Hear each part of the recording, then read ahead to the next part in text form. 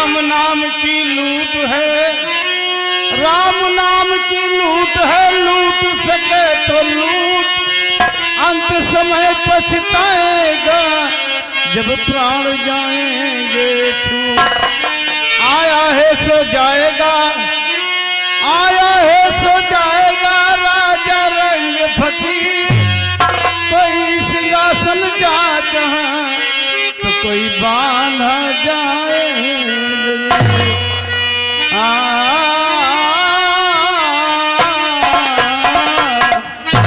ए ठगिनी तोर ठन गल, ठगिनिया तोर ठन जान, हमला सहाय हो ठगिनिया तोर ठन जान, हमला सहाय हो।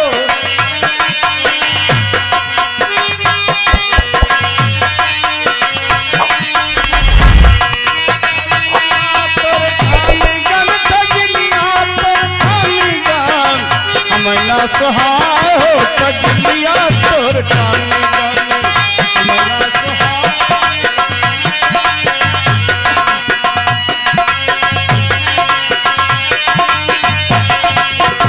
गंगा कथा गली हूँ, विष्णु कथा गली हूँ,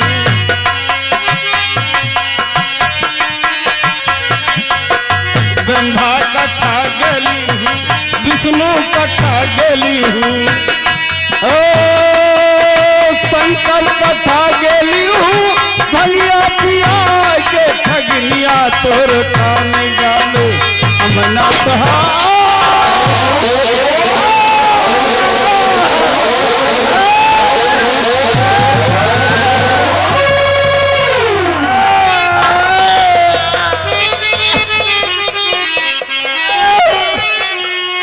हाँ भगवान ने किसने सितम ढा दिया, किसने गोली चलाया जिगर पे मेरे,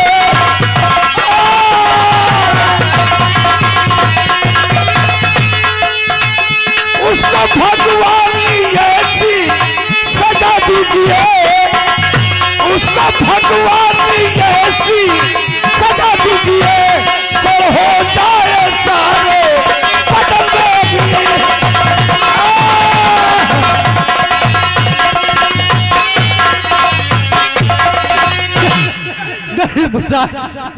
ऐसा साफ मत दीजिए।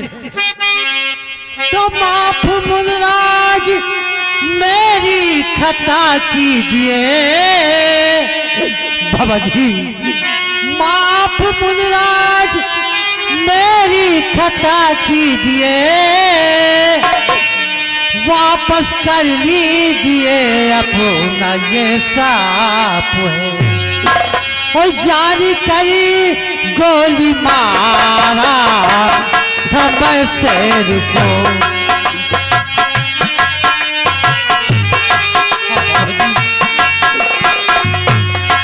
जारी करी गोली मारा धम शेर को, उस घड़ी सामने आ गए आप है, जारी करी गोली।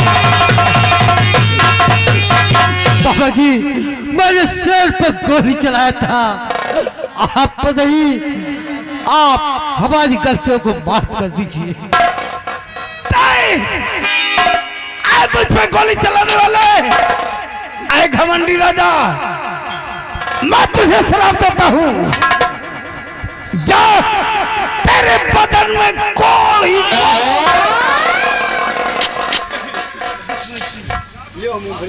मुनिराज मैं सम्राट तरफ से हाथ जोड़कर रिक्वेस्ट करता हूँ, मैं सम्राट की तरफ से हाथ जोड़कर के आपसे रिक्वेस्ट करता हूँ। ये है प्रजा, ये है प्रजा के महाराज बाबा सुनो,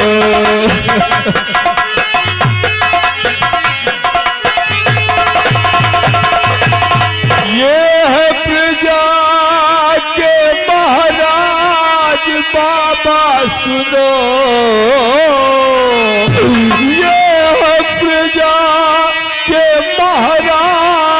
बाबा सुनो, इसलिए माफ इनकी खता कीजिए।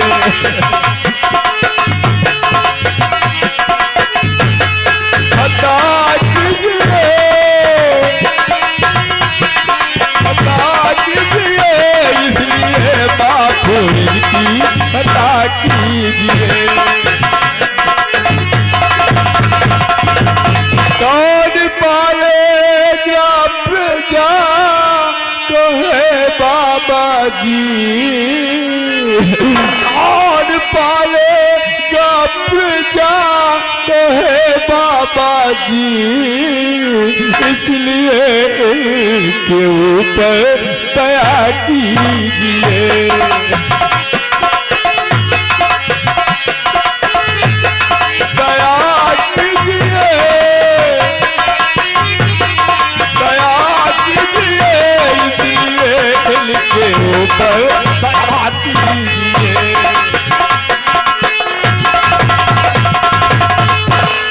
हाँ सम्राट, देखो सेनापति जी, जिस तरह बंदूक से निकली गोली वापस नहीं होती है, उसी तरह संतों को दिया हुआ शराब वापस नहीं होता है। हाँ, इतना बिन्नत करते हो तो मैं तुम्हें एक उपाय बताता हूँ ठीक होने का। यहाँ से 1000 कोस दूर पे एक सोनापुर पहाड़ी है। उस पहाड़ी के पीछे एक विशाल मंदिर है। उस मंदिर में एक चिराग और एक कटारी रखा है, जिसका गुलाम जिंद है। उस जिंद को मारकर जो खुश है उसका सीना फाड़ेगा, उसमें एक तिलस्मी मोहरा निकलेगा। उस मोहल्ले को धुलकर महाराज को नहलाया जाएगा, तब जाके को ठीक होगा। और वो देखो कोई आ रहा है।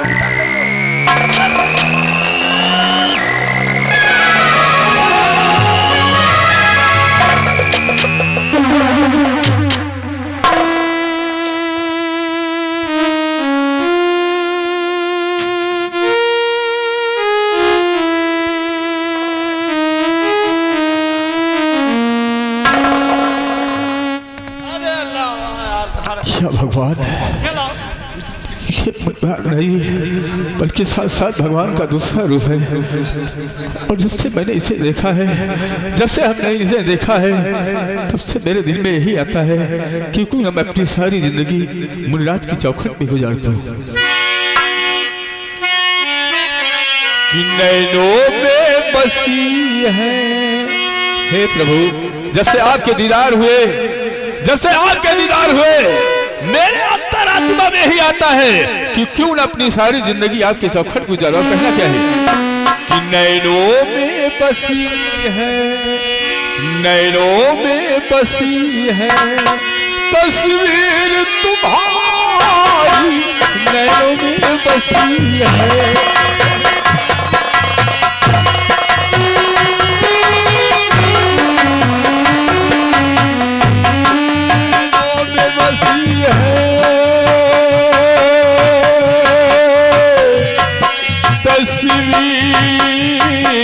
तुम्हारी है रूप तेरा सुंदर, आंखें है प्यारी, है रूप तेरा। तुझे देख के कहती है मैं खुद पे हुआरी, तुझे देख के कहती है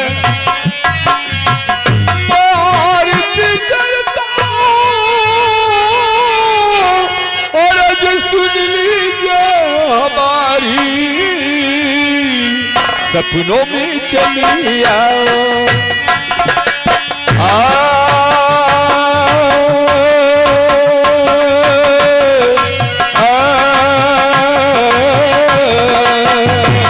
सपनों में चली आओ, सपनों में चले आओ।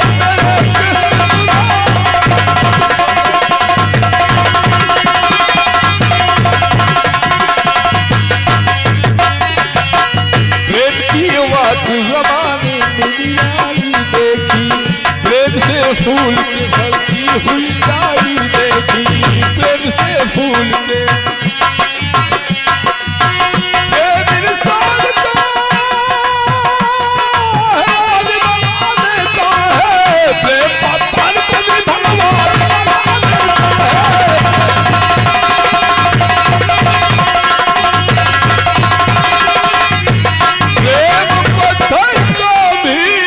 भगवान बना देता है।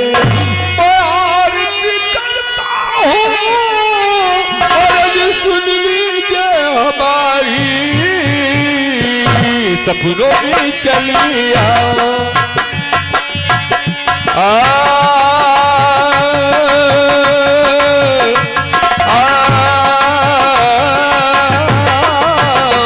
सपनों में चली आओ, सपनों में चले आओ मेरे सपनों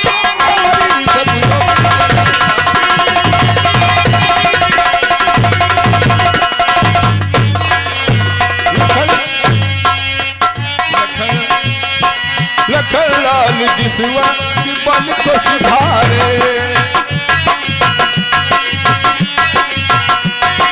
पहुंच गए जा एक नदी के किनारे, पहुंच गए जाए लखन लाल केवा को आवाज मारी, और इधर लाओ नाओ खड़ी है सवारी। हेलो, ये आ गया हमारे भैया छब्बालाल गुलाबगंज के रहने वाले हैं। इनकी तरफ से चलते हुए सीन को देखते हुए 21 रुपए का पुरस्कार। बहुत बहुत धन्यवाद।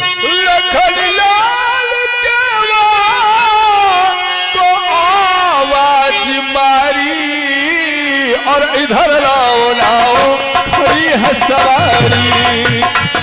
Hello, okay.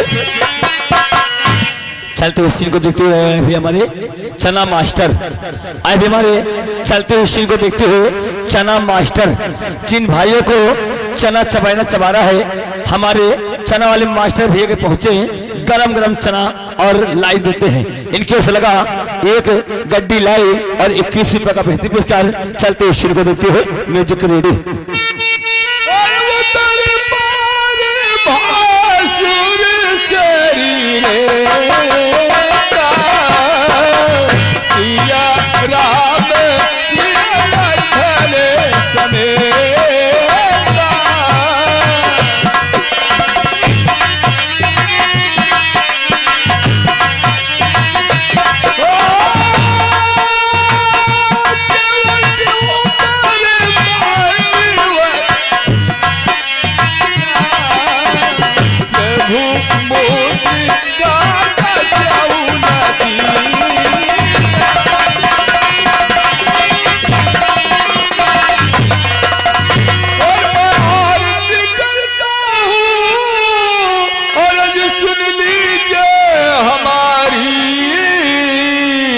सपनों में चली आओ, सपनों में चले आओ।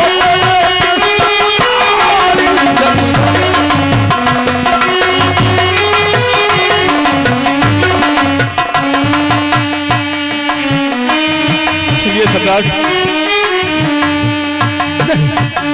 नहीं शराफत, मैं जिस साल में हूँ मुझे ही पढ़े रहने दो, मुझे मत ले चलो। नहीं सम्राट, अगर काश आप मेरे साथ नहीं चलेंगे, अगर काश मेरे साथ आप नहीं चलेंगे तो पाप का भागीदार मैं कहलाऊंगा, इसलिए तुम्हारा चलना बहुत जरूरी है सम्राट। ठीक है शराफत, तुम कहते हो तो मैं चलने के लिए तैयार। कि सपनों में चली आओ मेरे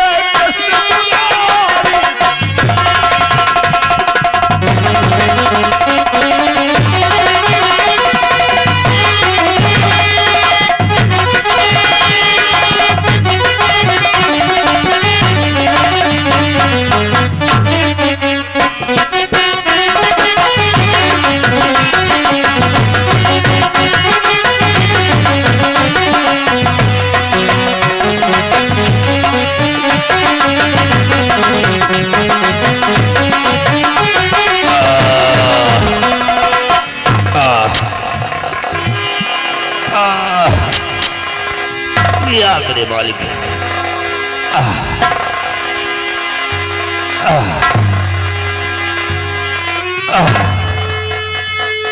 या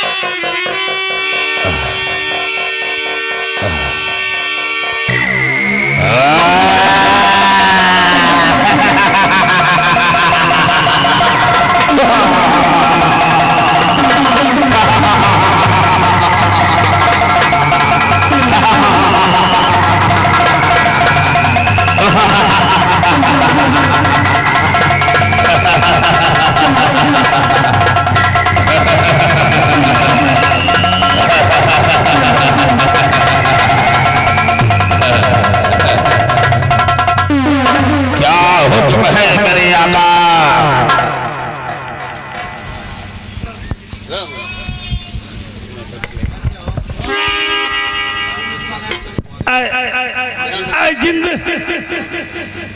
जा, मैं आज से तुझे आजाद करता हूँ। इस चिराग और कटारी के तुम गुलाम रहोगे। कोई भी शख्स इसे कटारी को छू लेगा तो समझ लो तुम्हारी मौत होगी।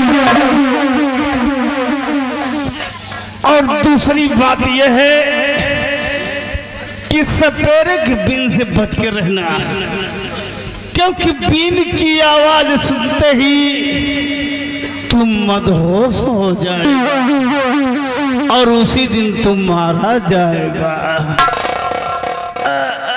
जा, आज से मैं तुझे आजाद करता हूँ।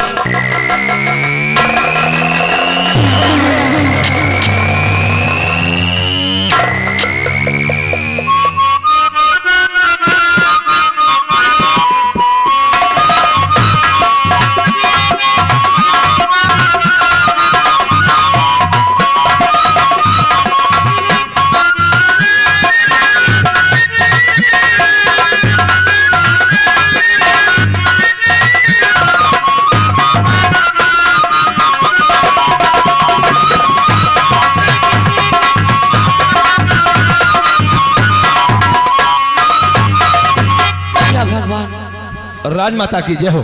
खुश रहो दरबारी। कहिए राजमाता। सुबह से शाम होने वाली है जी, लेकिन महाराज जी अभी तक शिकार नहीं खेल कर आए। और यही मैं सोचती हूँ कि ऐसे तो हमेशा मंत्री जी के साथ जाते थे, लेकिन आज सेनापति के साथ गए हैं। ना जाने क्यों मेरा दिल रह कर घबरा रहा है। महारानी जी की जय हो। खुश रहो। क्या बात है महारानी जी, आप हमें बहुत उदास नजर आ रही हैं, आखिर कारण क्या है? हाँ मंत्री जी, महाराज शिकार खेलने गए, सुबह से शाम होने वाली है, लेकिन अभी तक रात दरबार नहीं आए। महारानी जी, इसमें परेशान होने की क्या जरूरत है? सेनापति करण सिंह महाराज के साथ में शिकार खेलने गया ही है, आते ही होंगे। आप बैठिए।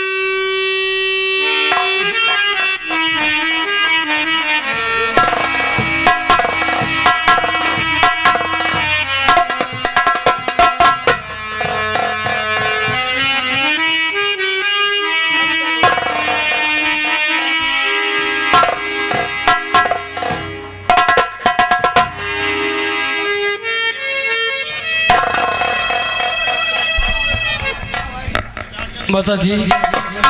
हाँ बेटा। आज जो हालत हमारी है वो तुम समझ नहीं सकते हो।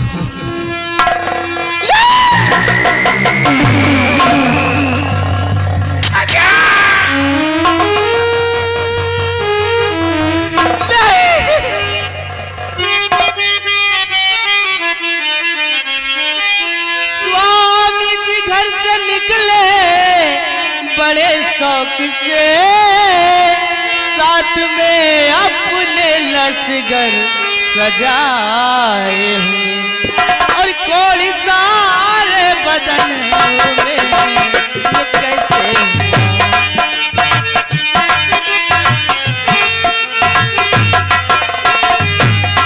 कोड़ी सारे बदन में ये कैसे हुआ पूछती दासी आंसू बहाते हुए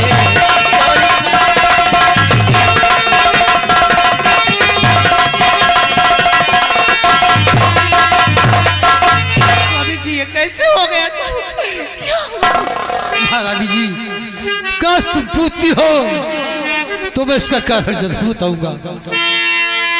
तो क्या बताऊं तुम्हें महारानी जी अपनी करनी पे मैं आज पछता और आगे कहते हुए मुझको आती हया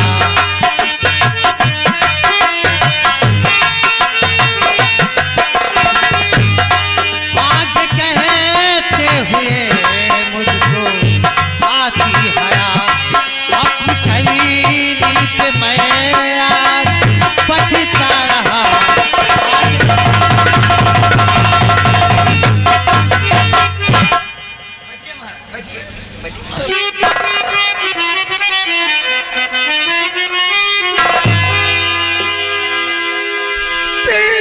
चाचा खुद तो और जुबा खोलिए इस खता की सजाए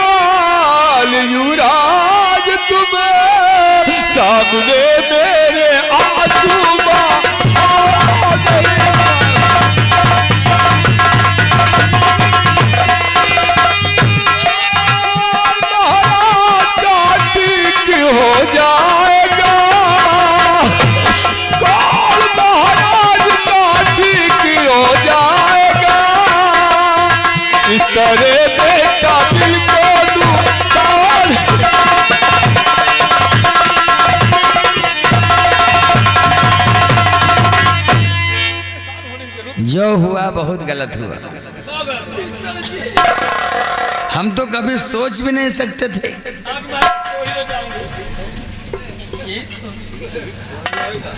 महाराज आप सेनापति के साथ शिकार खेलने गए और आप कोढ़ी हो गए, सेनापति बिल्कुल खड़ा खड़ा। कहो महारानी जी आप तो समझदार लगती हैं, क्योंकि जब मैं जाता था महाराज के साथ शिकार खेलने तो महाराज को एकदम सुरक्षित लेकर आया करता था। आज पहली बार सेनापति करण सिंह के साथ महाराज गए और महाराज के जिस्म में कोढ़ हो गया। दिल में चिंता मत करिए महारानी जी, आपका ये गुलाम दिलो जान लगा लेगा, अपनी जान निछावर कर देगा, क्योंकि मैं आपका वफादार नौकर हूं। हम जैसा मंत्री आपको कहीं नहीं मिलेगा महारानी जी। तो दिल में चिंता न करिए महारानी जी, कोढ़ महाराज का ठीक हो जाएगा।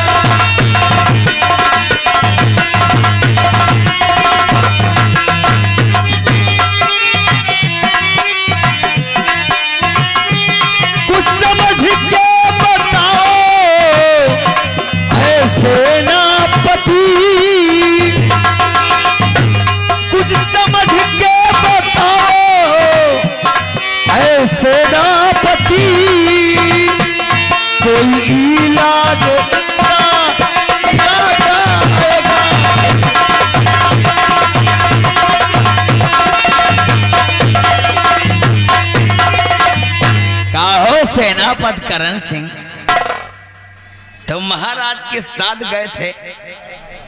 आखिर महाराज कोढ़ी कैसे हो गए तुम्हें मालूम होना चाहिए। महामंत्री दुर्जन सिंह, महामंत्री दुर्जन सिंह, इस जिंदगी का कोई भरोसा नहीं है, कितनी समय किसको क्या हो जाए इसको कोई देख नहीं आया है। अरे भरोसा नहीं है तो क्या हुआ, साथ में थे, क्या हुआ, कैसे हुआ, ये तो हाँ मैं ये बता रहा हूँ सब। हम और सम्राट बियाबान जंगल में गए। जब बियाबान जंगल में गए तो उधर से एक शेर दिखाई पड़ा और बगल में मुनिराज अपनी तपस्या में मगन थे। और उसी बीच में एक जंगल से शेर निकला। जब शेर निकला तो हमारे निकाला रिवॉल्वर और रिवॉल्वर निकाल के शेर के ऊपर गोली चलाया और गोली शेर नहीं मुनिराज के लगी है। और मुनिराज ने श्राप दिया, आए घमंडी राजा, जिस तरह तूने मेरे साथ धोखे से बाहर किया है, क्या मैं तुझे श्राप देता हूँ कि तेरे बदल में कौन हो जाएगा। बताइए इसमें हमारा क्या दोष है। हमारा दोष है, क्या सेनापति करण सिंह। अरे जिस वक्त महाराज ने रिवॉल्वर चलाया और शेर को गोली नहीं लगी, जाकर मुनिराज को लग गई, यानी महात्मा जी को लगी, तो तुम्हें उसी वक्त उसी जगह पर उनके पैर पकड़ के माफी मांगना चाहिए था। हमें पूरा विश्वास है कि वो मुनिराज माफ कर देते। अरे महाराज, महारानी जी और सेनापति करण सिंह, अगर मैं होता ना तो मुनिराज के पैर तब तक ना छोड़ता जब तक महाराज माफ न कर देते। महामंत्री दुर्जन सिंह, हमने मुनिराज के कलमा करके माफी मांगा कि हे मुनिराज, कृपया अपना दिया हुआ श्राप वापस कर लो, क्योंकि अगर ये हमारे यहाँ की प्रजा अगर जानेगी कि हमारे सम्राट के बदन में खोड़ हो गया है तो रो रो करके अपनी जान दे देगी। तो मुनिराज जी ने कहा, अगर तुम इतना रिवर्स करते हो तो ठीक होने के लिए एक उपाय है। क्या उपाय है? यहाँ से 1000 कोस दूरी पे सोनापुरी पहाड़ी है और उस पहाड़ी के पीछे एक विशाल मंदिर है और उस विशाल मंदिर के अंदर एक चिराग और एक कटारी है, जिसकी परवरिश वहाँ का जिन्न करता है, जिसकी परवरिश वहाँ का जिन्न करता है। और उस कटारी को तो कोई हासिल करेगा और उसी कटारी से जिन्न को मारेगा और जो उसका सीना फाड़ेगा तो उसमें एक तिलस्मी मोहरा निकलेगा और उस तिलस्मी मोहरे को ले जाकर के पानी में धुला जाए और उसी पानी से मुनिराज को नहलाया, सम्राट को नहलाया जाए तो हमारे सम्राट का कोढ़ ठीक हो सकता है। इतना आसान है जिंद को मारना। यहाँ लोग आपस में लड़ते हैं, अबे कह देते हैं तो 4 कदम दूरी हट जाते हैं। अरे सेनापति करण सिंह, जान है तो जहान है। कौन ऐसा व्यक्ति है जो कि उस जिंद का सामना करेगा? लेकिन हम बताते हैं जैसा वैसा करो तो महाराज का कोढ़ ठीक हो जाएगा।